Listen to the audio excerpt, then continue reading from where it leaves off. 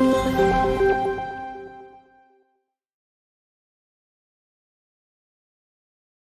am here with Howard Ting, CEO of Cyberhaven. Welcome. Hugh, thank you for having me. Why don't you tell us a little bit about yourself to start off?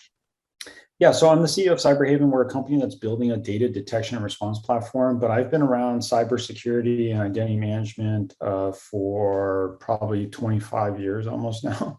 So I've been around the market a long time and I've seen a lot happen excited to be here with you and your audience today. Terrific. So let's tell us about this new data security maturity model. What's going on with that? Why is this an important thing to be happening now? Yeah. So as you and folks who follow the cyber market know, we have a number of security maturity models and frameworks. You know, there's the NIST cybersecurity framework. There's the MITRE ATT&CK framework. Certain individuals like Sunil Yu, who we actually are working with on this, have something called the cyber defense matrix. So there are lots of different ways that the industry and community have to rely on tools that they have to rely on to think about their overall cybersecurity strategy and their programs. However, when you think about it, we don't have anything focused on data. And we believe data is ultimately what separates the winners from the losers in our economy. And data is absolutely the most important thing you have to protect. And so what we set out to do is to start some work around building a maturity model for data security and really cover all of the capabilities that we must have in our data security programs, and then also define levels and key areas of focus that every organization should think about. So this will serve as a common language that we can use to talk about our data security programs between the cyber team and the board of directors, between the business unit and the cyber team. It could be a common way for us to assess where we are with our cyber data security programs, and also what areas we need to improve and work on. So it could also form the foundation of the roadmap that we want to build around these programs. So that's the goal. And we launched it at RSA. With an initial working group of about 10 CISOs who are participating in defining this framework. And we already got that started. My company did some work to get it started, but now we've brought these CISOs together to make this a community project. Someday we want to move this into maybe a standards body, but we felt the better way to start was to do it as a community-driven project initially, get some momentum behind that, and then eventually move it into a standards body. Well, it sounds like a really important thing to be focused on at this point, because like you said, I mean, I think when you hear about a cyber incident, people usually talk about the data that's lost. Like, you don't see like CNN saying, you know, API breached. You know, they talk about data being breached. Yeah. So tell me, how I know it sounds like it's just sort of getting off the ground, but can you describe the different maturity levels in a general way? Like, or do you have an idea? Have you come across an organization and thought, wow, this is got great data security maturity? What's your paradigm? Yeah, I mean, I think we're trying to follow or at least take inspiration from existing frameworks that are out there. So the NIST cybersecurity framework, for example, has a lot of good elements that we can learn from. So we've broken down the whole data security maturity model into 5 key pillars. The first is identify and classify. You have to know what data you have and you have to classify it properly. The second is to protect that data through policies and other mechanisms to ensure that that data is only used in the proper way by the authorized individuals. The third pillar is detecting when there's risk or deviation from your policies and detecting problems, essentially. The fourth is to respond to breaches and risks that you detect. And the final one is to recover and improve, right? A lot of times we have a data breach and we got to get business back running again. And how do we do that? And what are the tools and methods that we use to get back up and running? So those are the 5 pillars. It follows very closely the NIST cybersecurity framework a little bit, at least at that level. But everything that we talk about in the maturity model for data security will be focused on data. And as you mentioned earlier, that's what makes the news headlines. It's not just that data is the most interesting asset that attackers could go after, But ultimately, when you zoom out and think about it, data is one of the only things that we own, that corporations own, right? They rent their apps, they rent their infrastructure, they rent their devices, they rent their buildings, et cetera. But we spend all of our money protecting those things that we rent. And we're not protecting the things that we own long-term and have enough focus on that. And so for us, the goal as being part of the cyber community is to really get companies thinking more data-centric in their security model and putting more emphasis on securing the data. And that's what we hope to achieve after we get this thing published and start shifting more of the conversation towards this. You know, it sounds like a good framework. I mean, in my experience, I mean, I've covered this in a lot of different ways. My impression is that the main gating factor is the first pillar you mentioned, which is classification. That this is where, I've heard this story a lot. This is where things start to fall apart. And from there, if you don't know what you have, then it's hard to know how to protect it or how to manage access. What do you think that companies can do today to get better at classifying their data? Yeah. So today, if you look at the key classification methods, there's really two primary methods that companies use. One is what we call content inspection. So essentially, it's writing rules to say, okay, if the content or the data looks like this, then it's classified as such. The second method we use is to ask users who generate that data to tag it or to tell us what the classification should be. Mm-hmm. Both of those approaches, even when you combine them, are very, very problematic for many reasons that you and your audience already know. So one of the key pillars, I think, of getting to level 3, we have multiple levels of maturity in that pillar, as with all the pillars that we talk about. We call them functions, by the way. I should use the right term. Okay. So each of these functions have multiple levels of maturity. In order to get to the highest level, you have to be capable of classifying all of the data that you care about, not just the data that can be tagged and not just the data that can be automatically classified by content inspection. There are some new techniques and methods that are emerging in the market. And my company advocates for one of them. We call it data detection response. One of the ideas behind DDR is to classify based on origin of data. Where did this data originate from? Mm-hmm. And with that, you can classify pretty much any data that you have. Like I can classify a Snowflake database as a certain type of data because I know that any data that comes out of that Snowflake database belongs to that. I can classify data that comes out of Workday as employee PII, and so on and so forth. So we don't have to be beholden to these legacy ideas or concepts around classification. You hit the nail on the head. Without having broad and accurate classification, the rest of the data security program has no chance. Right. I mean, like it's what, so, well, let me ask, I'll try to put this into the form of a question. Do you see zero trust fitting into your framework as one of the levers of maturity? Yeah, I think it's tangentially related. I don't think it's directly related to data, but the idea, there are some concepts that we can also borrow from zero trust and apply it. We've actually written some content. There's some blogs out there that we've published on this. So there's like this mindset of applying the zero trust principles to how we think about securing data. And I think we need to bring some of that in here, and we will incorporate some of that into this maturity model. I don't want to predict where the working group is going to take it because obviously we have some views on it, but the working group, the community, is really going to drive the development of this framework and this maturity model.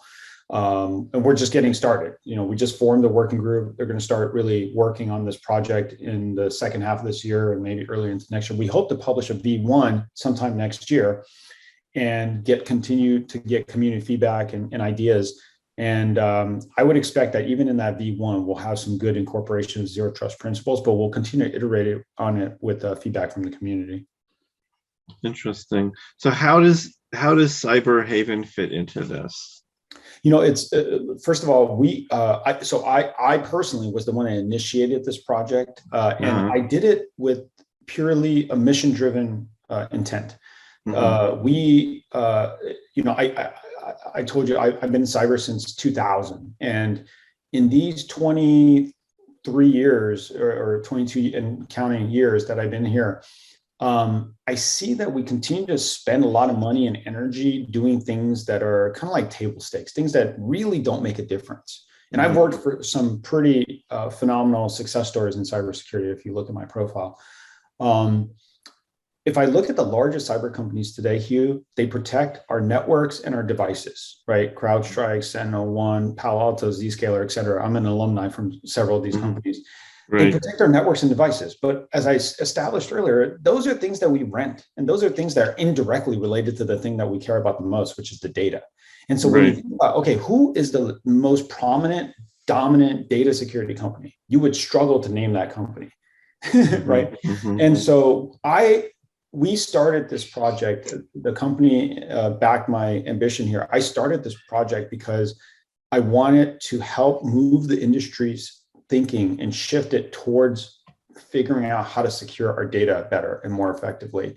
And I think we're on a decade-long journey in that mission. So what I hope to see from this is obviously more focus and spend on cyber programs that are focused on data security. And some small portion of that will benefit my company, Cyberhaven. But more importantly, I hope that this will help everyone in the community just be more effective at protecting the most critical asset. Right. Well, it makes sense. I mean, it's interesting. We were at RSA, we were having a discussion about, who's really doing security and what does that mean at a lot of companies. And this was a theory that I heard, and I think it's true, but I'd love to get your take on it, which is that a lot of the security operations at a big company, it's really sort of an evolution of the old network operations team. And the network operations center becomes the security operation. So it's the network mindset, which is good if you're protecting the network. But again, maybe they're not really thinking about data as much, in the same way that a lot of security is really about IT operations. Like the security team finds a flaw, but IT has to fix it. So they're the people doing the work. So what is culturally, where does security fit in the organization, and how does that affect something like data protection, which is critical, but like, is anybody really doing it? Does anybody really know about it? Like, those are the kind of things that could come up, I think. Yeah, I completely agree. And, I think this notion of detection and response, changing data security from something that is very deterministic and very narrowly defined into something that's much broadly defined, but also more driven based on intelligence and context and machine learning and AI and and big data techniques. That's what we need to take it, and that's why in my company, for example, we don't call we basically take DLP budget, but we don't call it a DLP because we're not approaching the problem that way. We're trying to approach it with a much different mindset. And I think that's what we need to do. We need to shift the way that we think about data security from this thing where I can narrowly define the scenarios and the places where I need to apply certain controls, and I can do that fairly accurately. I need to kind of broaden that to all pieces of data, all of the intellectual property, all the customer data, all of the PII that I have to protect. And I can protect that anywhere that data flows. Because today, data is like air. It doesn't stay contained where you want it to be, right? It's flowing and moving all over the place all the time. And we know that there's tons of risk as that data flows. Sometimes the risk is even before the data leaves the organization, right? The biggest story out of this weekend in cyber is that we have audio recordings from TikTok meetings that tell us that Chinese engineers have access to US user data, which is obviously a very sensitive topic. What happened there? That was a failure in data protection at ByteDance or TikTok, right? And so the idea is that data didn't necessarily have to leave the company for it to present risk, right? It got into the wrong hands. Those people misused it. They obfuscated their actions. And now this big story has come out. In the same way that, Facebook files and Francis Hogan, it was like a failure of data security. So I think we need to just think differently about this problem. And I hope that this data security maturity model will be the beginning of shifting how people think about the problem. Right. Well, it's a little bit like the original